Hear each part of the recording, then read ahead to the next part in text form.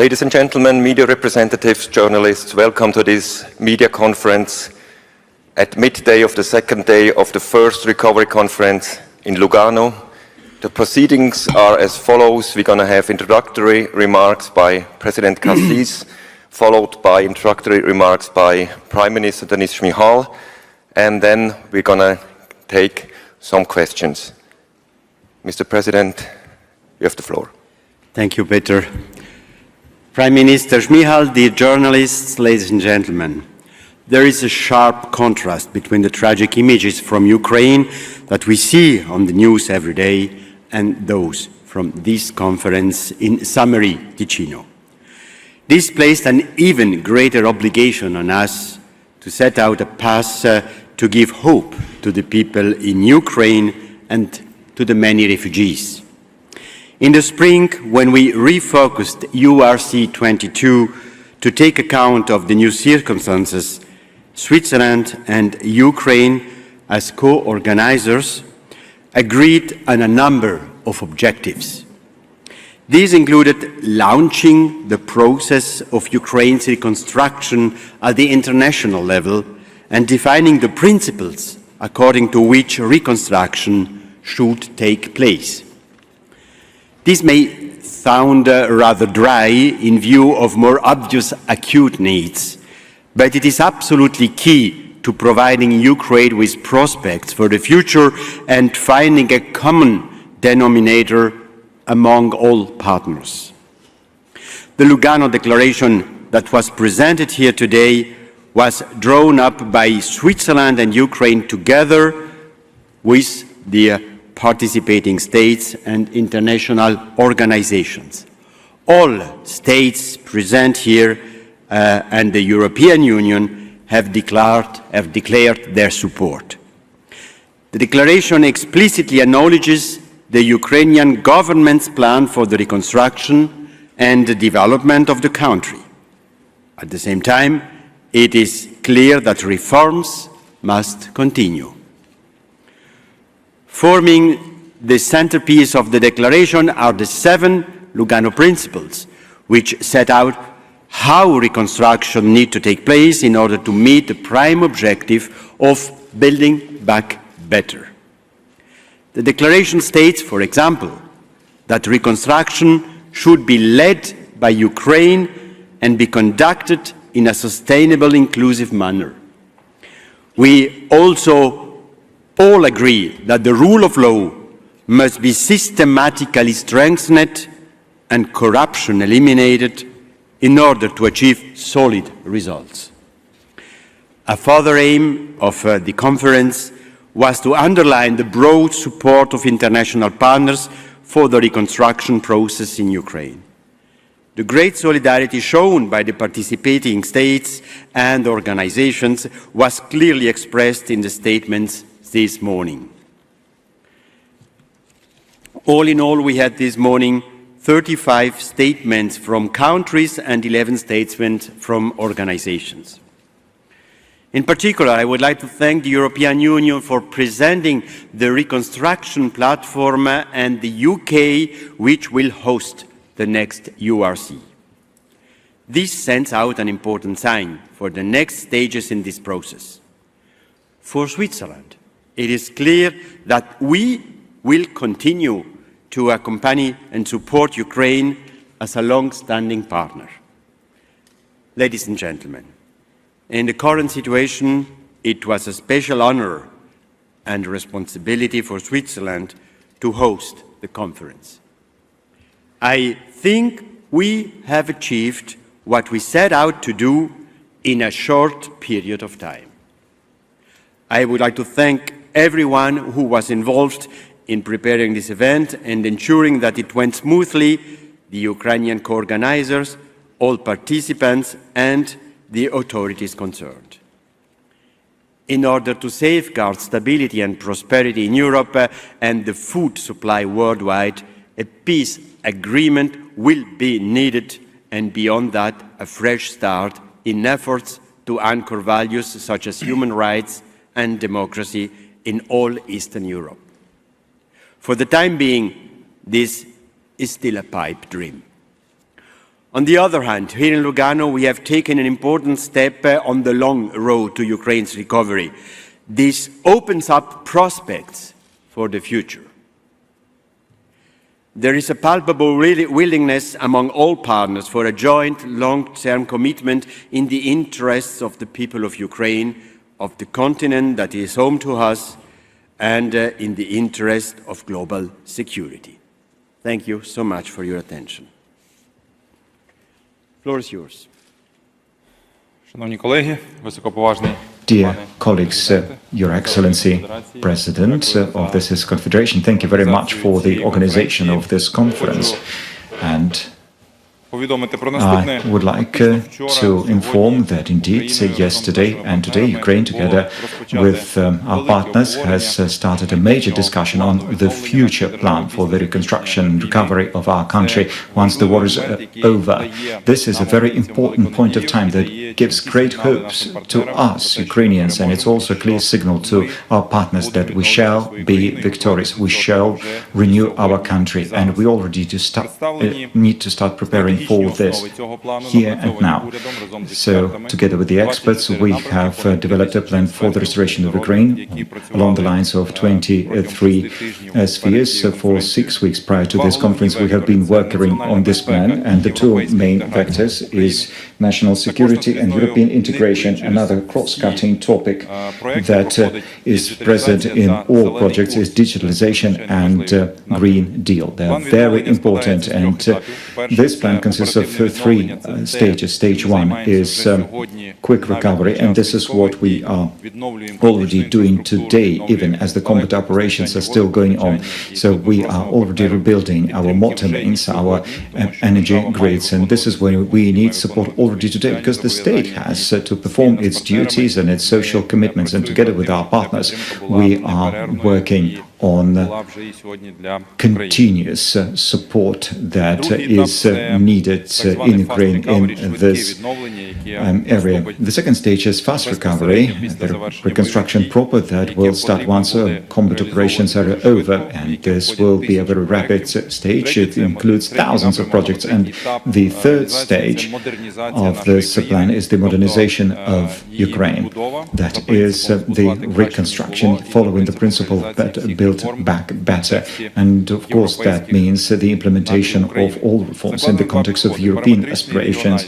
We have 2 approaches, parametric and regional. The government currently is working on an electronic map of Ukraine, which registered all the losses caused by the war, with all the coordinates and with all the images and pictures of the damages inflicted on us, and therefore we're working on it in a very open and accountable way, so that this information is crystal clear both to us and to our partners. Also, we have proposed a platform for the recovery of Ukraine, which will become an instrument of an ambitious plan for the recovery of Ukraine, and the government of Ukraine proposes to set up several recovery offices in Washington, Brussels, London, but with the head office in Kiev, following the initiative of President Zelensky. This platform will consist of 3 levels. The first level is the high level, with the representation of the leaders of the state. The second level is the joint coordination group, that is the executive organ, and then there will be thematic groups specializing in specific areas, and they will be working in compliance with the decision taken by the National Council of Recovery, established by the President. And the main source of Ukraine's recovery should be the confiscated assets of Russia, of the Russian Federation, and of the Russian oligarchs. Everyone has to work on it already now, because we know, we understand that the aggressor has to pay for the destruction, has to pay for the aggression. Moreover, this formula will become a new security approach in the future, because then any potential aggressor shall know that the aggressor will have to pay. for the unjustified and unprovoked aggression. That is very important. And moreover, we have held a number of breakout sessions. We also have held a parliamentary discussion panel, a highly productive one. Also, we spoke about economic recovery. We spoke about the transformation of the Ukrainian economy and how we plan to achieve the economic miracle in Ukraine during the war and after the war is over. Also, we had a breakout session devoted to human capital. That is one of the three recovery pillars, and we spoke about investments in social infrastructure. Also, digitalization is a cross-cutting topic that is omnipresent in all spheres of public life.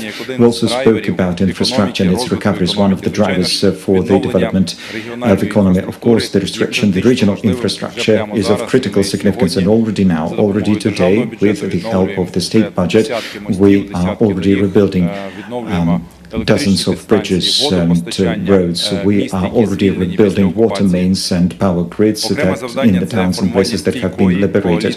Another important task is engaging our partners in this coalition. And as we have said that we are united in defense, we are united in recovery. That's a very important message. But also we have held quite a number of bilateral and multilateral meetings. We have met our colleagues and friends and our partners. We have spoke to the Prime Minister of the Lithuanian Republic. We have met the Prime Minister of the Czech Republic, that is in the presidency of the European Council with Mr. Keller. We also have met Mr. Valdis Dombrovskis, with whom we spoke about economic and financial issues, and we also spoke about the industrial dialogue, Ukraine, the EU. We spoke to Her Excellency Elisa Truss, and we spoke about the organization holding the next conference in London next year in 2023, and also we have received information, which is unusual, that Germany would be interested in holding the subsequent conference in 2024. And again, I would like to thank His Excellency the President for this wonderful organization, for really good grounds for holding future conferences on the recovery of Ukraine. And I expect that 2024, it's not going to be a recovery conference, it will be a reform in European integration conference. And those two topics are very much interlinked. Therefore, everything is important, and all these minute details and nuances are important. And moreover, we have already held a number of talks with international financial institutions, and we'll talk to them more. That is with IMF, with World Bank, EBRD. We're talking to EIB and many other permanent financial solid partners that have been with us for so many years. They have always been supporting us in our independence, and they're with us today. Yes, the future recovery is the topic we're working on. Yes, we're preparing our country, we're developing the plan, we're preparing the budgets of our partners. But once again, let me reiterate, we need to be supported already today so as to provide for macroeconomic stability, so that our country may still work regardless of this large-scale aggression. Безпекова зустріч зі всіма головами делегацій. Ми разом з паном президентом мали надзвичайно цікавий багатосторонній розмову, діалог з керівниками ЄС, лідерами країн ЄС, лідерами multilateral dialogue with the leaders of the European Union, with other partners about the topics, how the security is related to the recovery of Ukraine, and how the security of Ukraine is linked to the security of the entire Europe. That's a very important topic. We have to be actively engaged in this topic. We have to be on the same page, and we need to continue this important dialogue. We have signed with the Swiss government the agreement with public and private organization, the green projects in Ukraine, and special thanks were expressed, and I would like to do it again. I would express our thanks to the President of Switzerland, Ignacio Casas, a great friend of Ukraine, and the President of the European Commission, Ursula von der Leyen, for the great support of our country, and also for organizing this forum and assistance in our future recovery. Thank you very much, Mr. President. Thank you so much, dear Mr. President. Thank you very much, Prime Minister Šmihal. We now move on to questions. Please present yourself with your name and the media outlet you work for. Who can I pass the word to? Please, here at front, first question. Thank you very much. My name is Christiane Oehlrich for German Press Agency, and my question goes to the Prime Minister. Prime Minister, corruption is a pervasive problem, and you and the President have vowed to fight and combat that. Could you give us then one concrete example as to what you have done already to make sure that this is not going to be part of the recovery process? Thank you. Thank you so much for your question. It's, I think, that very important question. And before beginning the war, Ukraine made so much efforts to create anti-corruptional infrastructure. And I think that today this anti-corruptional infrastructure created together with our partners is one of the best among our neighbors.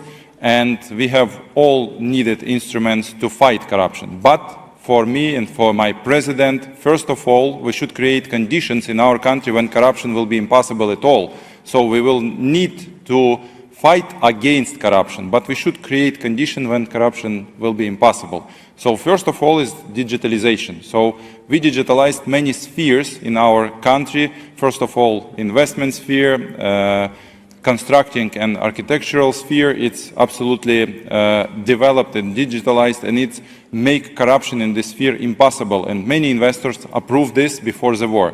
Next steps, now we are working on the digitalization of all other spheres, beginning from the custom, where we create new digital instrument for possibility to make custom procedures without contact with person. So if you have no contact with person, it's impossible to make corruption. So we create also a special application, so named e-government or electronic government. And many of our people, about 20 million of Ukrainians, it's half of our country, is actively using this application, and it led us to supply to the people about 200 state services through the electronic instruments. It also make corruption impossible, because when you speak through your iPhone or through the telephone, it's impossible to be corrupted. So it's much, much easier. You can register your business in 20 seconds in Ukraine.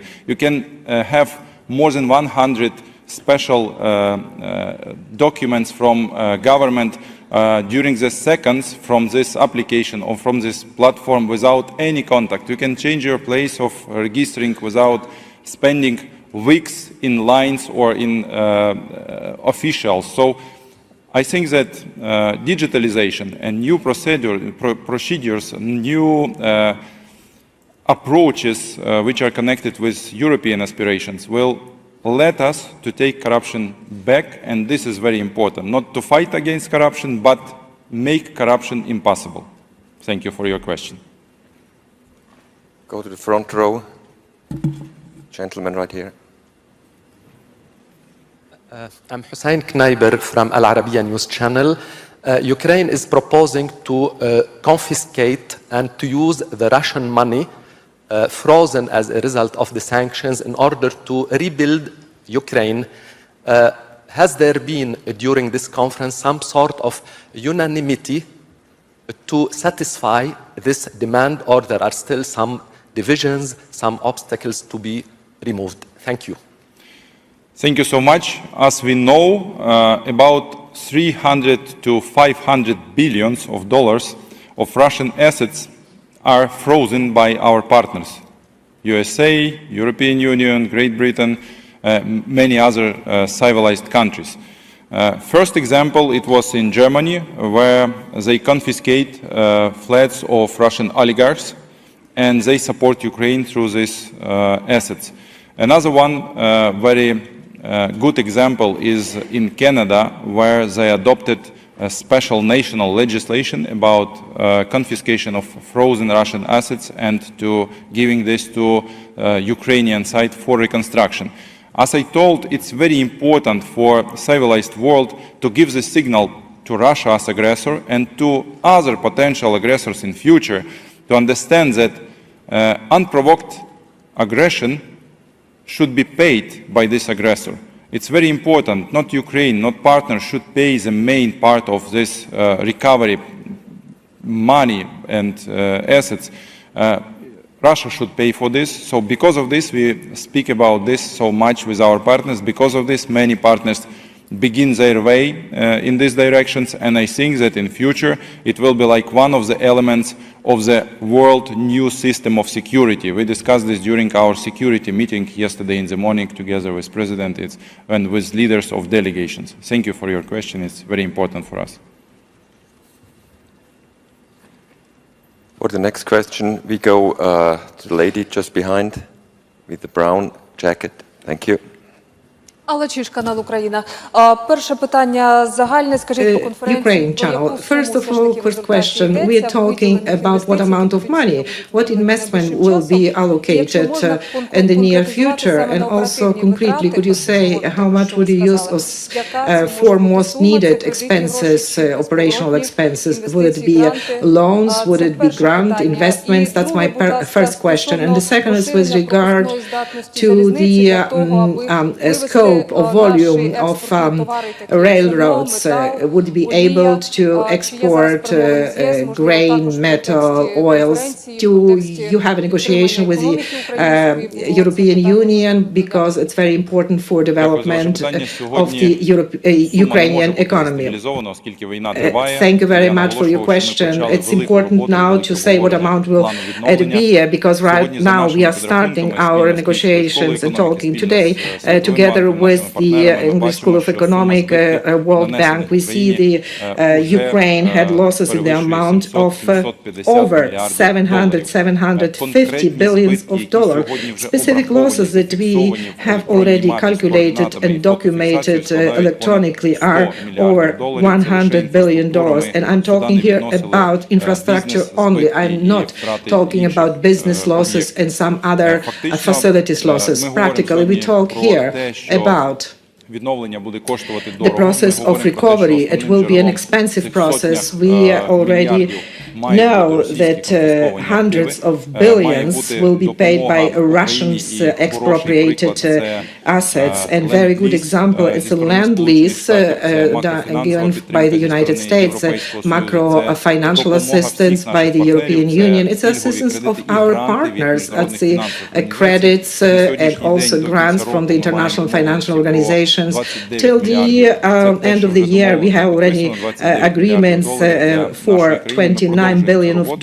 That's already signed agreements. We are continuing our work because we know that the budgetary deficit because of the war is around $5 billion every and each month. Of course, we receive partially this amount from our partners. We would like to see the bureaucratic process moving faster so we can conduct appropriate businesses and the burden is alleviated.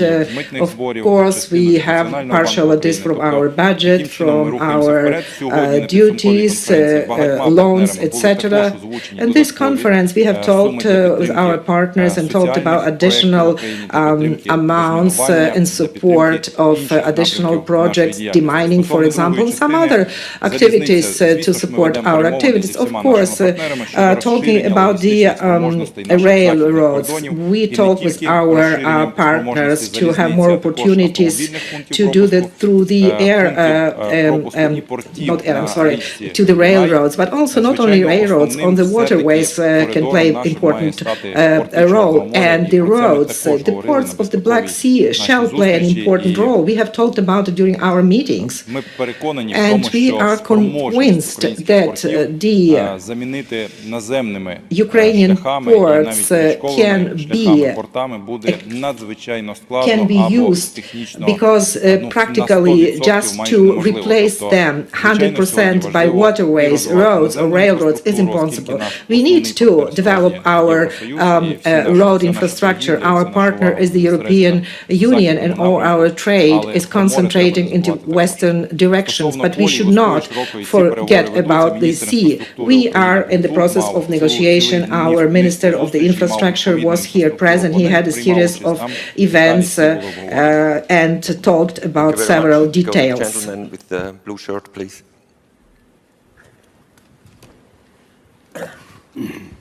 Good afternoon, Prime Minister. I'm Jamie Keaton with Associated Press.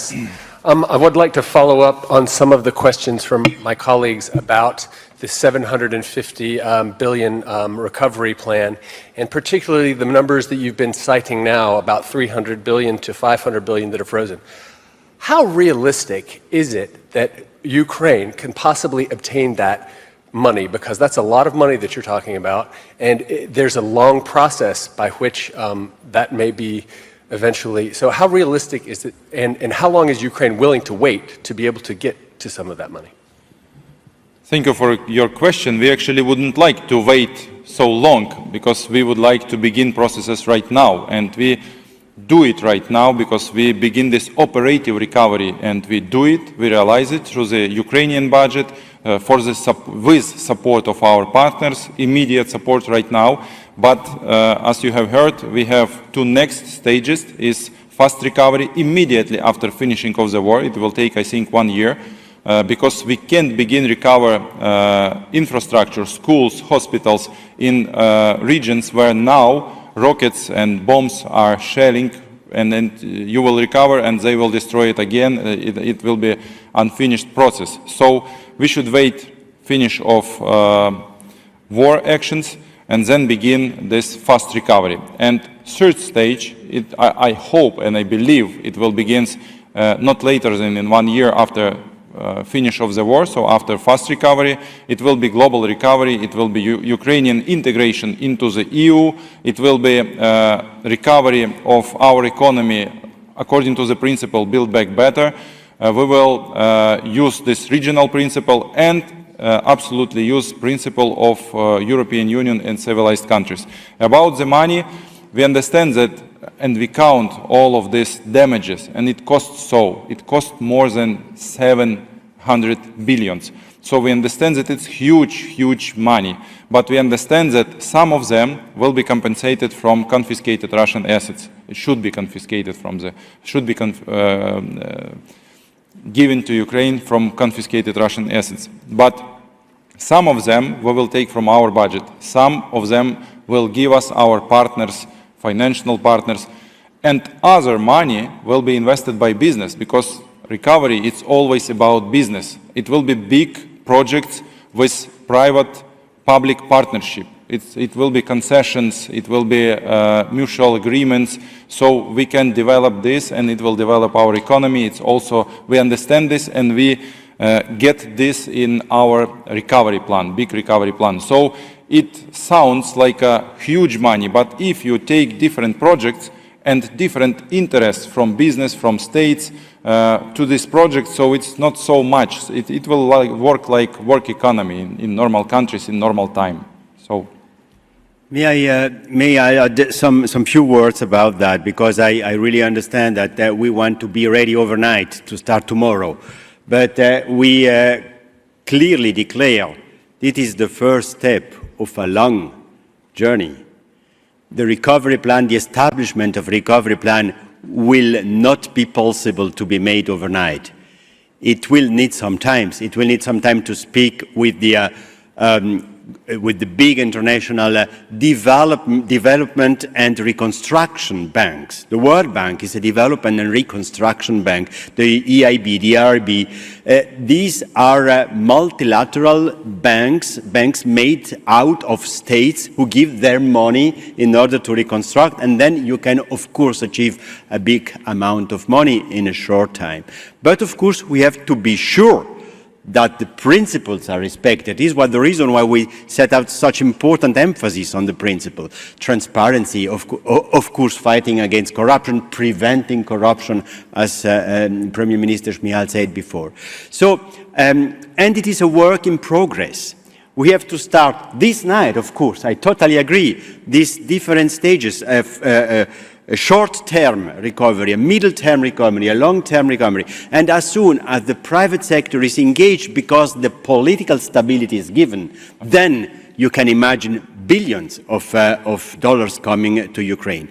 This is one of the reasons why this afternoon in this room there will be an economic forum from the private sector of Western countries together with private sector delegates from Ukraine in order to create a network of connections. Before we come to an end, we get 2 more questions. The gentleman with the black T-shirt, please. Thank you,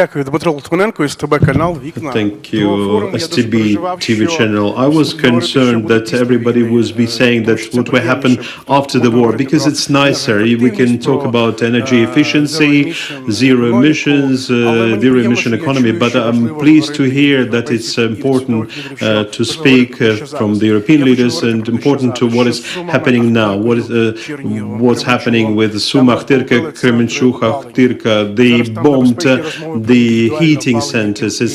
They're talking about the individual ways to heat. Do you have the understanding what should be done with heating for the next season? If we put the model boilers, they need to be ordered already.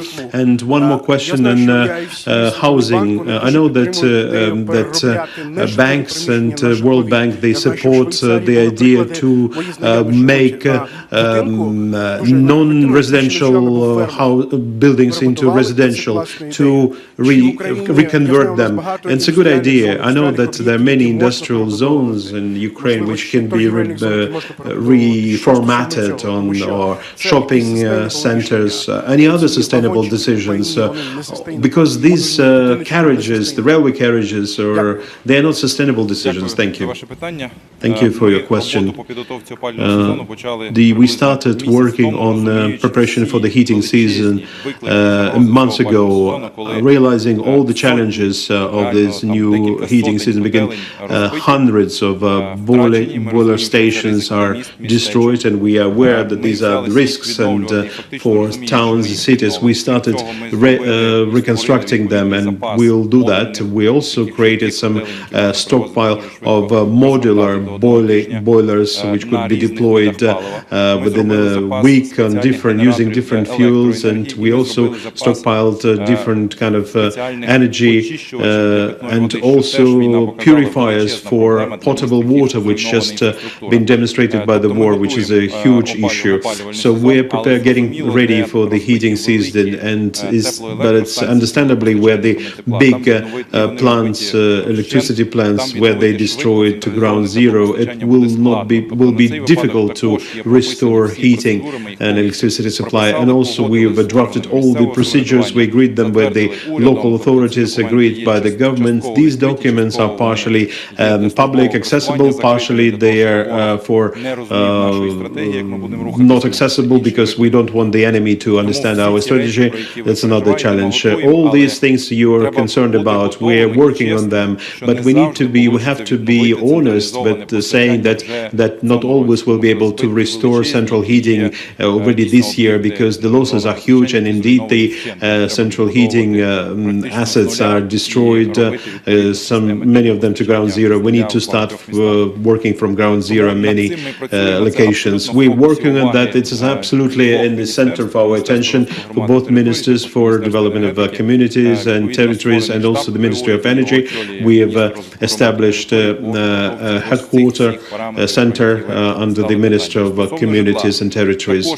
In terms of the residential housing, there are also some governmental documents. We prepared some quick decisions. There's modular houses, not carriages, but modular houses. It's a widely spread experience, and we're setting them up together with our partners, first of all with Poland, United States, and other countries providing us with the construction mechanisms. And more than 15,000 of families will get this kind of temporary modular houses where the local authorities send us the request. They know it's better where the buildings are destroyed.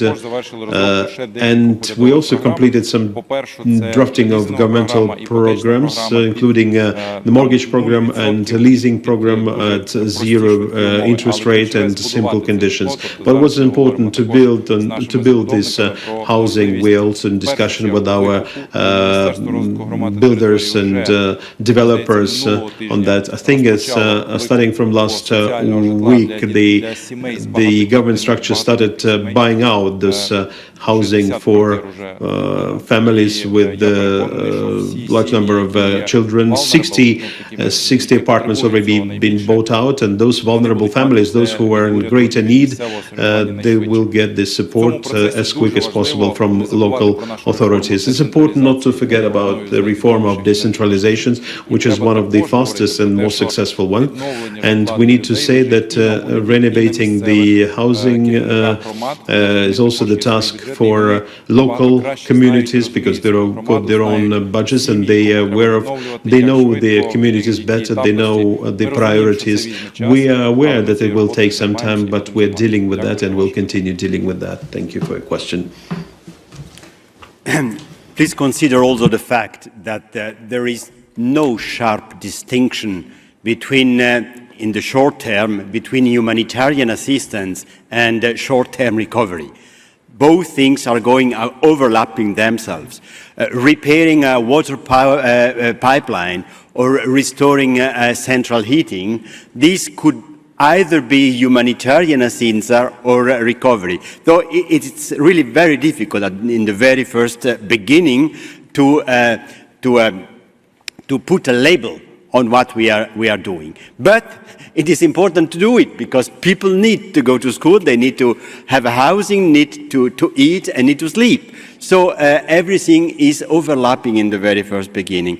And I just want to say you these things because we should have also some patience in order to really distinguish what it is needed to be done at the very first moment, under which label, who is paying for. We are investing hundreds of millions, dollars or euros or whatever you want, for the humanitarian assistance. And with that money, we are also able to repair, to restore, and this is also part of recovery, but not the recovery we were speaking here in Lugano. We weren't speaking about humanitarian assistance, but it is the much needed needs at this moment. So just in order to explain you how the terminology is confused, how we have to speak together in order to understand each other. What are you speaking of? Are we speaking the same language? Are you calling same things the same name? This is the reason why there are so many conferences. We have to speak together and to understand each other. One last question. Lady with the black sweater, please. Thank you. Fabienne Kinzelmann, Blick. Mr. President Kassis, from your political and legal perspective, how likely is it that Ukraine will actually be able to use the assets being frozen in Switzerland? And Mr. Prime Minister, if you have to rate Switzerland's efforts to freeze the assets from a scale to 1 to 10, which grade would you give Switzerland? Well, first of all, let me know that this discussion is not a show. It's not a beauty contest or a quiz. I mean, it's something very serious and very important. So I want to be seriously enough to answer this question. The right of ownership, the right of property is a fundamental right, is a human right. You can violate human right. We had to violate the right of freedom during the pandemic crisis because it was necessary to do that, but we had a legal basis according to the rule of law. You have to ensure the citizen that he is protected against the powership of the state. This is what we call liberal democracies.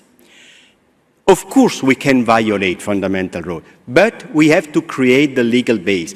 Now, according to the rules law we have now in the vast majority of democracy in Europe, we can freeze assets. We can freeze in order to clarify where are these assets from? Is there any casual binding with the crisis, with the war, with the crime has been committed? Can we demonstrate, is there any evidence of this casuality among these two things? Secondly, we have to use the principle of proportionality. How can we adopt this principle of proportionality in assessing those two things?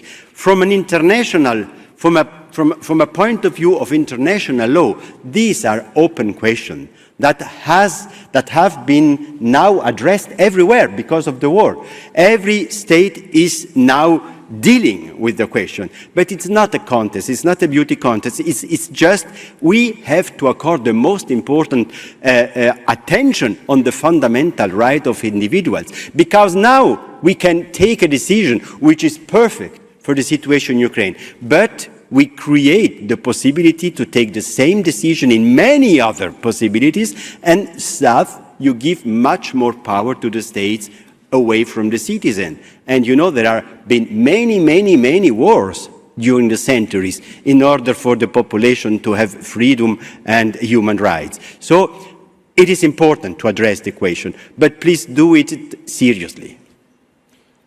Thank you.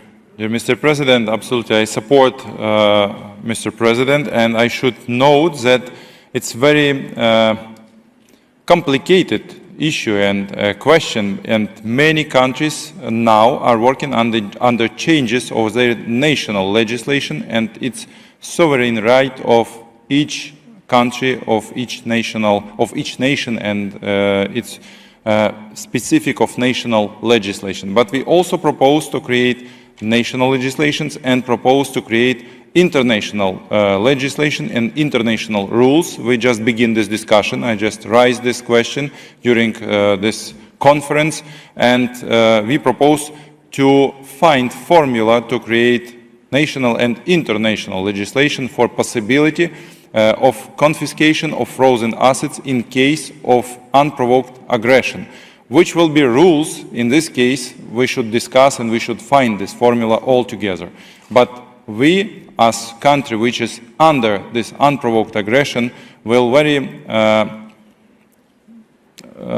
loudly speak about this possibility, because we understand that aggressor who kill our people, who destroy our infrastructure, our schools, our hospitals, should pay for this. So, and this is a way how can we all together with our partners to bring him to the responsibility for this casualties, for these damages which they create for nothing, just because they are aggressor, just because they create genocide against Ukrainians. So this is very important, as for me. Thank you very much. And with this answer, the press conference comes to a close. Thank you very much for being here, and have a nice afternoon. Thank you.